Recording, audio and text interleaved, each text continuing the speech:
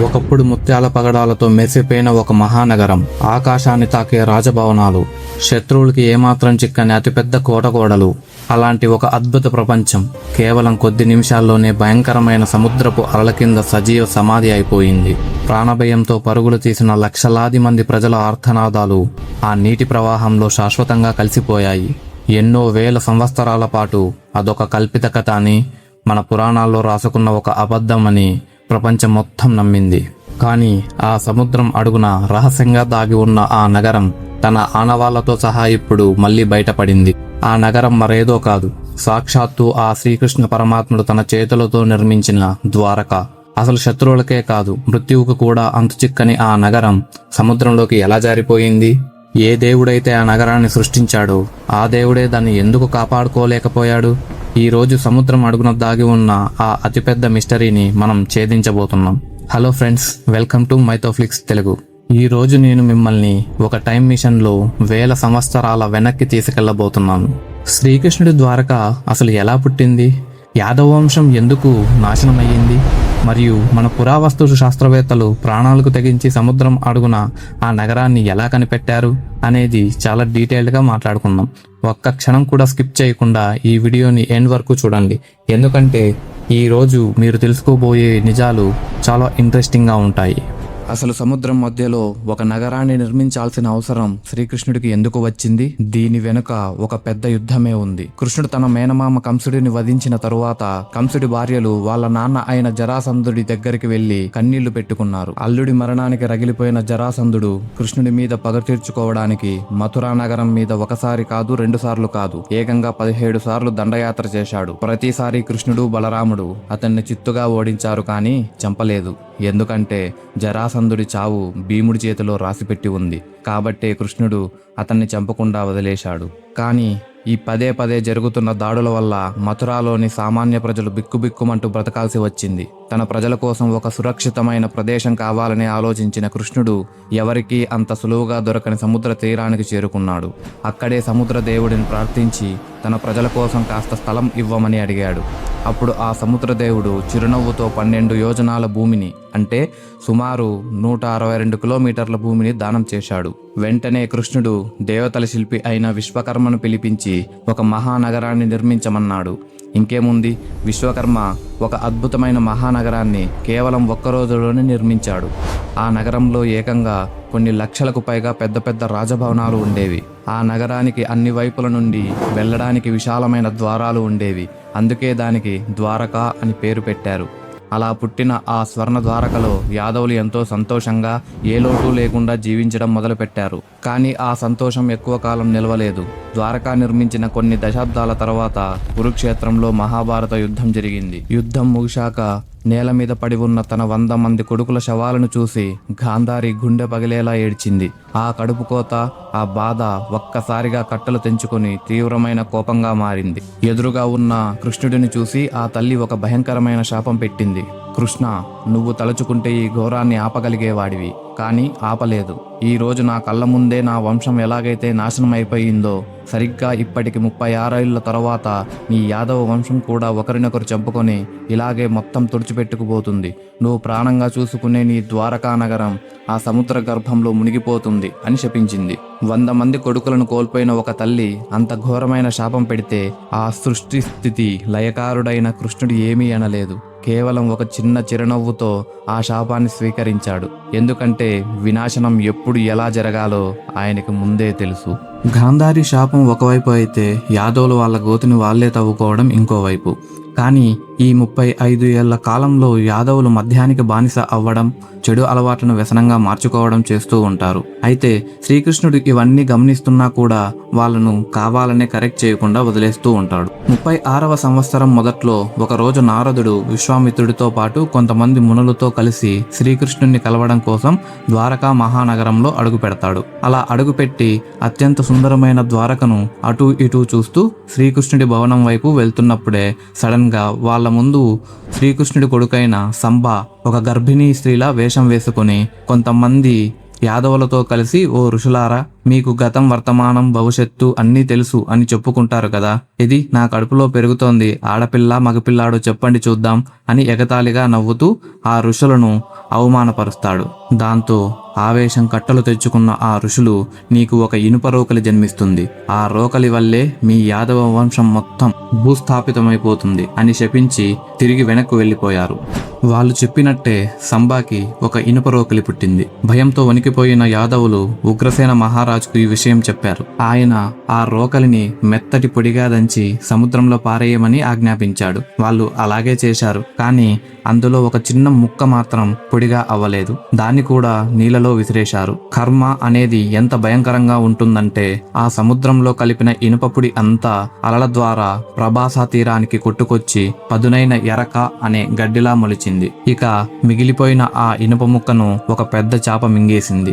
ఆ చేపను ఒక జాలరు పట్టుకొని కడుపు కోసి ఆ ఇనుప ముక్కను తీసి జర అనే వేటగాడికి అమ్మాడు. ఆ వేటగాడు ఆ ఇనుప ముక్కతో తన బాణానికి ఒక పదునైన ములికీని తయారు చేసుకున్నాడు. వినాశనానికి అన్ని దారులు ఇలా సైలెంట్ గా మూసుకుపోయాయి. వినాశనం దగ్గర పడిందని శ్రీకృష్ణుడికి అర్థమయ్యింది. అందుకే అందరినీ ప్రభాసా తీరానికి వెళ్లి తీర్థయాత్రలు చేయమని పంపించాడు. కానీ అక్కడ కూడా యాదవులు చిన్న మాట పట్టింపులతో గొడవలు మొదలు పెట్టారు. ఆ గొడవ పెద్దదై ఒకరినొకరు చంపుకునేదాకా వెళ్ళింది. ఆయుధాలు దొరకపోయేసరికి చూడ్డానికి గడ్డిలా ఉండి పట్టుకుంటే బ్లేడ్స్ లా కోసుకుపోయే ఆ రోకలి పొడితో పుట్టిన గడ్డితోనే ఒకరినొకరు ఇష్టం వచ్చినట్టు పొడుచుకొని మారణ హోమాన్ని సృష్టించారు. ఆ ఘోరం చూసి తట్టుకోలేక బలరాముడు ఒక అడవిలో కూర్చొని తపస్సులోకి వెళ్లి ప్రాణాలు వదిలాడు. ఇదంతా చూస్తున్న శ్రీకృష్ణుడు ఒక రావి చెట్టు మీద కూర్చొని తన వేణును వాయిస్తూ ఉన్నాడు. అప్పుడే దూరం నుంచి జర అనే వేటగాడు అక్కడికి వచ్చాడు. చెట్ల పొదల చాటు నుంచి కృష్ణుడి కాలి బొటనవేలు ఎర్రగా మెరుస్తూ కనిపించింది.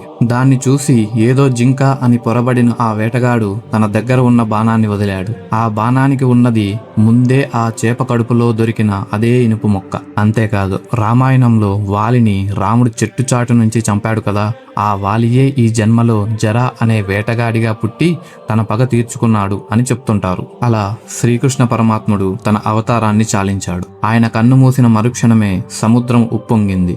160 కిలోమీటర్ల మేర ఉన్న ఆ మహాద్వారకా నగరాన్ని రాక్షస అలలు కేవలం క్షణాల్లో మింగేశాయి. అలా భూమి మీద అత్యంత అద్భుతమైన నగరం సముద్ర గర్భంలో శాశ్వతంగా నిద్రపోయింది. ఇదంతా పురాణాల్లో ఉన్న కథ. ఈ రోజు మనం గుజరాత్ తీరంలో చూస్తున్న ద్వారక, అలాగే 5000 ఏళ్ల క్రితం శ్రీకృష్ణుడు పాలించిన ద్వారక, ఈ రెండు ఒక్కటే అని సైంటిఫిక్ గా ప్రూవ్ చేసే కొన్ని మైండ్ బ్లోయింగ్ ఎవిడెన్సెస్ గురించి చూద్దాం. 1963 వరకు కూడా ద్వారక అనేది కేవలం పురాణాల్లో ఉన్న ఒక కట్టడమే తప్ప మన భారతదేశంలో అది ఎక్కడ ఉంది అన్న విషయం ఎవ్వరికీ తెలియదు. ఇన్ఫాక్ట్ అది ఒక కల్పిత కథ అని, అలాంటి నగరమే లేదని కొట్టిపారేసిన వాళ్ళు చాలా మందే ఉన్నారు. కానీ వాళ్ళందరూ ఆశ్చర్యపడేలా ఒక సంఘటన జరిగింది. ఆ రోజు గుజరాత్ తీరంలో సముద్రంలో చేపల పట్టడానికి వెళ్లిన జాలర్లకు పడవల్ని ఆపడానికి ఉపయోగించే భారీ రాతి యాంకర్లు, పురాతన స్తంభాలు, కట్టడాలు సముద్రం అడుగున కనిపించాయి. సముద్రంలో రాళ్ళు గోడలు కనిపించడం మామూలే అనుకోవచ్చు. కానీ ఆ రోజు వాళ్ళ కంటికి కనిపించిన ప్రతి వస్తువు ఒక వెల్ డిజైన్డ్ ఆబ్జెక్ట్ లాగా ఉండడంతో ఈ విషయం ఇండియన్ ఆర్కియాలజీ డిపార్ట్మెంట్ దృష్టికి వెళ్ళింది. వాటిని జాగ్రత్తగా పరిశీలించిన ఆర్కియాలజిస్టులకు ఒక విషయం తెలిసింది. ఇవి మామూలు రాళ్ళు కాదు. పూర్వం ఆ ప్రదేశంలో ఖచ్చితంగా ఒక పెద్ద హార్బర్ ఉండేదని, ఈ యాంకర్లను నౌకల కోసం వాడేవారని నమ్మారు. మొత్తానికి 1979లో నేషనల్ ఇన్స్టిట్యూట్ ఆఫ్ ఓషనోగ్రఫీ వారు డాక్టర్ ఎస్ఆర్ రావ్ అనే సీనియర్ ఆర్కియాలజిస్ట్ ఆధ్వర్యంలో సముద్ర గర్భంలో అండర్ వాటర్ రీసెర్చ్ చేయడం మొదలుపెట్టారు. డాక్టర్ ఎస్ఆర్ రావ్ గారు తన టీంతో కలిసి అడ్వాన్స్డ్ అండర్ వాటర్ కెమెరాలు, సోనార్ స్కానర్స్ తీసుకుని సముద్ర గర్భంలో డైవ్ చేశారు. అలా లోపలికి వెళ్లిన వాళ్లకు సరిగ్గా ఇప్పటి ద్వారకాధీశుడి గుడికి కొద్ది దూరంలో సముద్రం అడుగున ఏమి కనిపించాయో మీకు తెలుసా? పెద్ద పెద్ద రాతి స్తంభాలు, చెక్కు చెదరని మట్టి పాత్రలు, ఇల్లు నిర్మించుకోవడానికి ఉపయోగించిన స్క్వేర్ షేప్ రాళ్లు, పడిపోయిన గోడలు, పురాతన శిల్పాలు, అన్నిటికంటే ముఖ్యంగా ఒకప్పుడు జాలర్లకు దొరికిన అవే రాతి యాంకర్లు. అప్పటికే వాళ్ళు షాక్ లో ఉంటే లోపలికి వెళ్లే కొద్దీ వాళ్ళకి అంతకు మించిన దృశ్యాలు కనిపించాయి. దాదాపు 550 మీటర్ల పొడవున్న అతిపెద్ద గోడలు, ఖచ్చితంగా అక్కడ ఒకప్పుడు మనుషులు నివసించిన ఇల్లు ఉన్నాయనడానికి ఆధారంగా రోడ్ల ప్యాటర్న్స్ కూడా స్పష్టంగా కనిపించాయి. ఇవన్నీ చూసిన ఆర్కియాలజీ టీం వెంటనే వాళ్ళు కలెక్ట్ చేసిన ఆబ్జెక్ట్స్ ని తీసుకుని బయటకు వచ్చి అవి ఏ కాలానికి చెందినవో తెలుసుకోవడానికి కార్బన్ డేటింగ్ కి పంపించారు. మరి ఆ రిపోర్ట్స్ లో ఏమొచ్చింది? వాళ్ళు రీసెర్చ్ చేసిన ఈ సముద్రం అడుగున ఉన్న సిటీ మన పురాణాల్లో చెప్తున్న కృష్ణుడి ద్వారక ఈ రెండు ఒకటే అని చరిత్రకారులు ఎందుకు కరాఖండిగా నమ్ముతున్నారో ఈ 4 పాయింట్స్ లో చూద్దాం. Number 1, location. మహాభారతంలో క్లియర్ గా ద్వారకా నగరం వెస్ట్రన్ కోస్ట్ ఆఫ్ ఇండియాలో ప్రభాస తీర్థానికి కొద్ది దూరంలో ఉండేది అని రాశారు. అచ్చం అలాగే ఇప్పుడు డాక్టర్ ఎస్ఆర్ రావు గారు అండర్ వాటర్ రీసెర్చ్ చేసింది కూడా ఎగ్జాక్ట్ గా అదే లొకేషన్ లో. Number 2, city structure. మహాభారతంలో ద్వారకా నగరాన్ని కట్టుదిట్టమైన గోడలతో, ఒక పెద్ద పోర్టుతో, ఒక వెల్ ఆర్గనైజ్డ్ సిటీగా వర్ణించారు. ఎగ్జాక్ట్ గా ఈ ఆర్కియాలజీ రీసెర్చ్ లో కూడా దొరికింది ఒక హైలీ అడ్వాన్స్డ్ మహానగరం మరియు పోర్టుకి సంబంధించిన ఆధారాలు. Number 3, sudden submergence. ఆర్కియాలజిస్టులు చేసిన రీసెర్చ్ ప్రకారం ఆ నగరం మెల్లమెల్లగా కాలక్రమేణా మునిగిపోలేదు. ఉన్నట్టుండి ఒక్కసారిగా సముద్రం కమ్మేసి లేదా సునామీ వల్ల మునిగిపోయింది అని తేలింది. మహాభారతంలో కూడా కృష్ణుడు దేహాన్ని వదిలిన మరుక్షణమే సముద్రదేవుడు ఆ నగరాన్ని ఒక్కసారిగా వెనక్కు తీసేసుకున్నాడు అని రాసి ఉంది. Number 4, the time line. సాంప్రదాయాల ప్రకారం శ్రీకృష్ణుడు అవతారం చాలించిన తరువాత కలియుగం మొదలైంది. అంటే దాదాపు 5000 సంవత్సరాల క్రితం. కానీ సముద్రం అడుగున దొరికిన ఆధారాలను సైంటిఫిక్ గా కార్బన్ డేటింగ్ చేస్తే అవి కనీసం 3500 ఏళ్ల నాటివని ప్రూవ్ అయ్యింది. అంటే క్రీస్తు పూర్వం 1500 సంవత్సరాల నాటికే అక్కడ ఒక వెల్ అడ్వాన్స్డ్ మహానగరం ఉండేదని సైన్స్ కూడా ఒప్పుకుంది. మహాభారత యుద్ధం కూడా అదే సమయంలో జరిగిందని డాక్టర్ ఎస్ఆర్ రావు బలంగా వాదించారు. సో లొకేషన్, ఆ నగర నిర్మాణ శైలి, అది సముద్రంలో మునిగిపోయిన తీరు, కాలానుగుణ ఆధారాలు, ఇలా అన్ని రెఫరెన్సెస్ పక్కాగా మ్యాచ్ అయ్యాయి కాబట్టే భగవానుడు పాలించిన ద్వారక, సముద్రం అడుగున నిద్రపోతున్న ఈ ద్వారక, ఈ రెండు ఖచ్చితంగా ఒక్కటే అని ప్రపంచం మొత్తం నమ్ముతోంది. ఇది పురాణం కాదు, సముద్ర గర్భంలో నిద్రపోతున్న మన చరిత్ర. అంతేకాదు ఆ రోజు అర్జునుడు శ్రీకృష్ణుడికి అంత్యక్రియలు చేసినప్పుడు ఆ పరమాత్ముడి శరీరంలో ఒక భాగం మాత్రం దగ్ధమవకుండా మిలమిలా మెరుస్తూ ఉండిపోయిందని అంటారు. ఆ శరీర భాగం మరేదో కాదు, సాక్షాత్తు శ్రీకృష్ణుడి గుండె. ఆ గుండె ఇప్పటికీ ప్రతి సంవత్సరం కొన్ని కోట్ల మంది భక్తులు దర్శించుకునే పూరి జగన్నాథ్ ఆలయంలోనే ఉందని నమ్ముతారు. ఈ రోజు ప్రపంచం ఆ మునిగిపోయిన నగరాన్ని ద లాస్ట్ సిటీ ఆఫ్ కృష్ణాగా గుర్తించింది. విజ్ఞానం, నమ్మకం రెండు విభిన్న ధృవాలు కావని, నమ్మకం మనకు దారి చూపిస్తే సైన్స్ దాన్ని నిరూపిస్తుందని ఈ ద్వారకా అన్వేషణ మనకు నేర్పింది. సో ఇది ఫ్రెండ్స్, దేవుడే స్వయంగా నిర్మించి కాలగర్భంలో కలిసిపోయిన ద్వారకా నగరపు అసలు కథ. సముద్రపు అలల కింద దాగున్న ఈ నిజాలు తెలుసుకున్నాక మీకు ఏమనిపించింది?